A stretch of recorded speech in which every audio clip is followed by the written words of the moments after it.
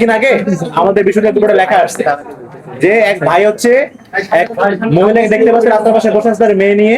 তার মেয়ে হচ্ছে আমাদের এখানকার পুলিশ কলেজের শিক্ষার্থী। হ্যাঁ, তো ভাই জিজ্ঞেস আপনি বসে আছেন কেন এভাবে? উনি বলতেছে যে আমার মেয়েটা চান্স পাইছে, ভর্তি হয়েছে, এখন থাকবে কি আমার জানা নাই। হ্যাঁ, কোনো ব্যবস্থা করতে যায় কিনা। ওই ভাই হচ্ছে আন্টির ফোন নাম্বার রেখে দিয়েছেন। তো কয়েকবার ফোন দিয়েছেন, যতটা ক্লাস শুরু হয়েছে ফোন দিয়েছেন না আন্টি কি আপডেট।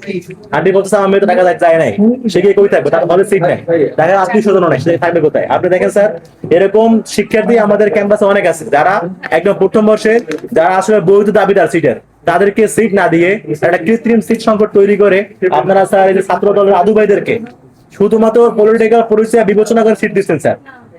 এবং তাদের মধ্যে এমন লোক আছে যারা এই যে আজকে শিক্ষার্থীদেরকে হুমকি দিচ্ছে, একজন নির্বাচিত প্রতিনিধি তাকে মারতে আসতেছে, এবং এমন লোকজন আছে যারা ক্যান্টিনে ফাউ খাইতে গিয়ে মারামারি করে বসে রয়েছে। এই ধরনের আদুবাদেরকে আপনারা সিট দিচ্ছেন স্যার, এটা তো কোনোভাবে মেনে নেওয়ার মতো না স্যার। সিটের ব্যাপারটা আপনাদেরকে বারবার বলা হয়েছে স্যার, কতবার বলছেন?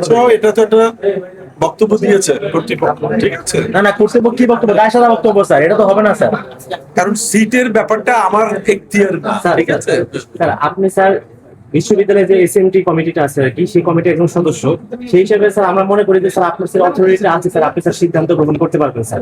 স্যার আমাদের কথা হলো স্যার, বিশেষ বিবেচনায় যে ছাত্র দলের নেতা কর্মীদের সিট দেওয়া হয়, তাহলে আমাদের বৈধ শিক্ষার্থী তাদের কেন বিশেষ বিবেচনায় সিট দেওয়া হচ্ছে? আমি বলি ছাত্র দলের যারা নেতাকর্মী বলছো তাদেরকে বিশেষ আদু ভাই, বিবেচনায় সিট দেওয়া স্যার অনেকে আপনার বসে আছে স্যার। তাদেরকে ভর্তি করা হয়েছে, ঠিক আছে? স্যার সিট দেয়াটা বলা হয়েছে প্রক্রিয়া মেনে দেয়া হয়েছে, ঠিক আছে? স্যার আমাদের বিষয়টা হলো স্যার, আমরা কারো শিক্ষার অধিকারের বিরুদ্ধে না স্যার।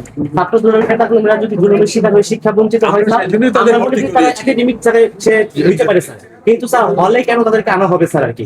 হলে তাদেরকে আনা মানে স্যার নতুন করে গণরুম গেস্টরুম কালচার করা আর কি, এক নম্বর পয়েন্ট। দুই নম্বর পয়েন্ট স্যার, একজন ডাকসুর প্রতিনিধি স্যার, তার নিরাপত্তা নেই বিশ্ববিদ্যালয় স্যার। আজকে যদি ডাকসুর প্রতিনিধিকে মারতে উদ্যত হয় স্যার, তাহলে স্যার আমরা পরবর্তীতে সাধারণ শিক্ষার্থীরা আমাদের সেফটিটা কোথায় থাকবে স্যার? একজন ডাকসুর প্রতিনিধি নিরাপত্তাহীনতায় ভুগবে। শুধু ডাকছো না, প্রতিটি শিক্ষার্থীর নিরাপত্তার অধিকার আছে, ঠিক আছে? স্যার আমরা কি এটা জানতে পারি কিনা, আপনারা ছাত্র দলকে যেভাবে বৈধ সিট হলে সিট দিয়েছেন, তেমনি কি তাদেরকে বিশ্ববিদ্যালয়ের যে কোনো শিক্ষার্থীদেরকে হুমকি দেওয়া মারার অনুমতিটাও দিয়েছেন কিনা স্যার? এই প্রশ্ন অবান্তর, এটা আমরা কোনোদিনও দেই না, কেউ দেয় না।